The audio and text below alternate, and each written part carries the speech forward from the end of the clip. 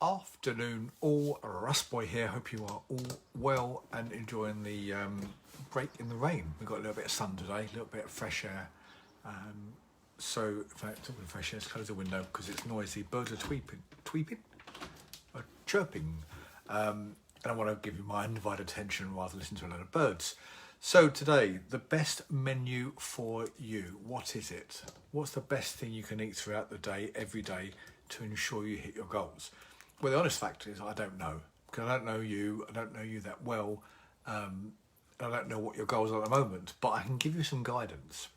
I'm going to give you some guidance in the form of looking at my food daily, and hopefully will give you some indicators, understanding of what you should be looking to put on your plates for your 2 or 3 meals a day, perhaps more. Doesn't really matter about how many meals you have, whether you have them every 5 minutes or every 5 hours.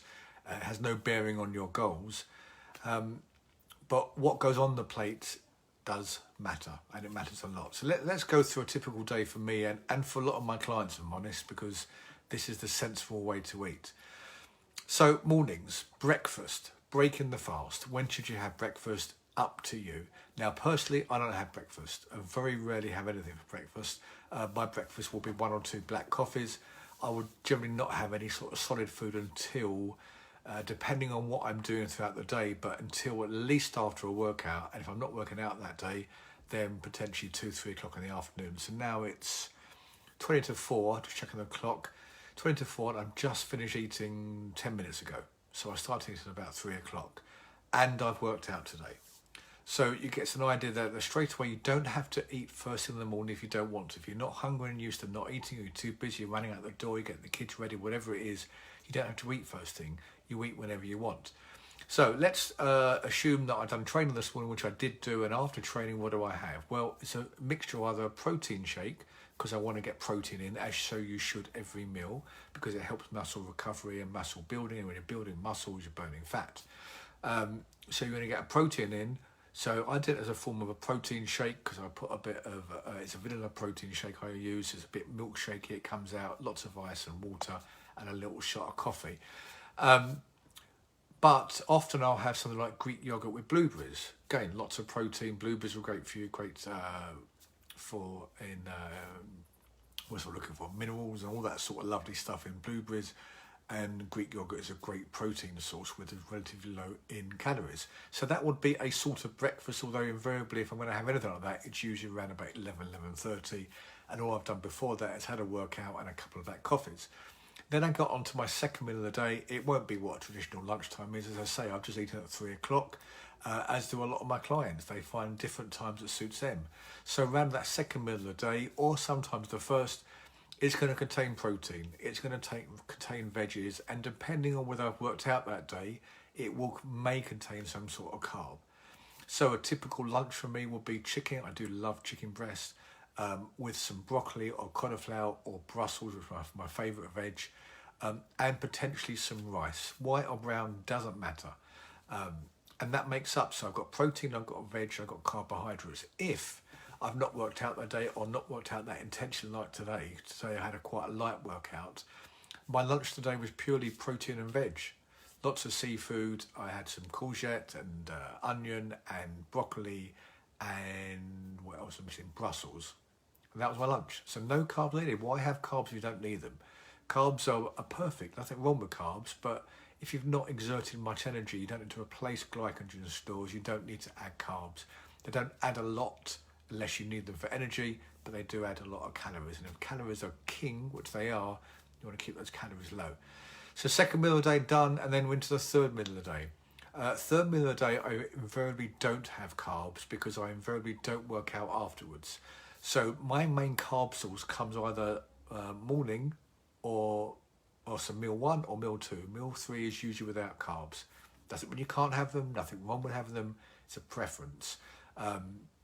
Because I think carbs are there to give you stored energy. And if you're not to use that stored energy, then why add to what I've already got? I already have fat in my body to be used as energy.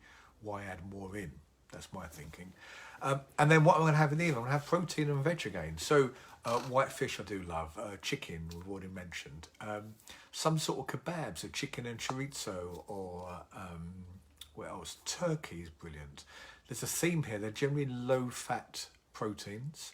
I do have steak now and again, and I do have burgers now and again. A high level of protein I want a high level of meat in my burgers. So not your typical crappy ones that you get like 30-40% protein. You want a high content, 80-90%. And I'll put loads of veg on there. And you know, there's only so many veg you can have, but if you find something you like, so for me, Brussels again, broccoli, cauliflower, courgette, any of those sort of things, sometimes some spinach, you know, mix it up. Doesn't matter which vegetables you have, but the greener the better. And that's my food for the day. I'm done, pretty much, except for there's one thing missing. I do like to treat myself. Not that I'm a dog that needs treating after for a reward, but I like to have things which make me happy.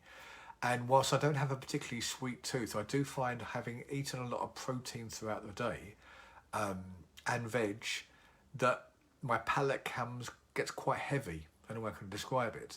And I want something fresh and sweet to lighten that up.